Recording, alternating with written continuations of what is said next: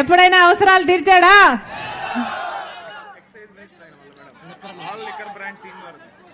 Excise minister అట కదా. Excise minister అంటే ఏమిటో తెలుసా? లిక్కర్ బాటల్ మంత్రి అట.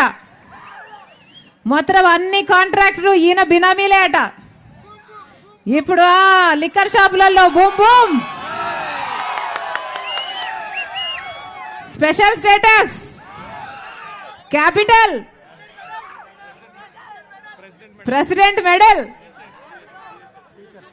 డిఎస్సి అన్ని ఈయనయ్యాట కదా. బాగా సంపాదించాడు, అవునా? బాగా సంపాదించాడు. ఎస్సీ, దళితుడు, అంబేద్కర్ శిష్యుణ్ణి అని చెప్పుకుంటాడు కదా.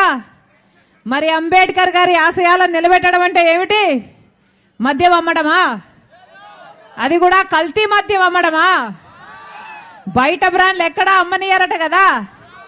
మొత్తం అంతా వీళ్ళే తయారు చేస్తారట. అదేమో నాసిరికం మందు. మన రాష్ట్రంలో మిగతా రాష్ట్రాల కంటే 25% ఎక్కువ మంది కిడ్నీలు, లివర్లు పాడైపోయి చచ్చిపోతున్నారు. పట్టించుకుంటున్నారా ఎవరైనా? లేదు. అయినా అదే మద్యం అమ్మాలి, వాళ్ళు అమ్మిందే కొనాలి. వాళ్ళ ఎంతకు అమ్ముతారో అంతకే కొనాలి. ఎక్కడైనా న్యాయం ఉందా? బయట క్వార్టర్ బాటిల్ 65 రూపాయలు అయితే ఇక్కడ 250 రూపాయలు అమ్మా అని చెప్తున్నారు. నిజమేనా?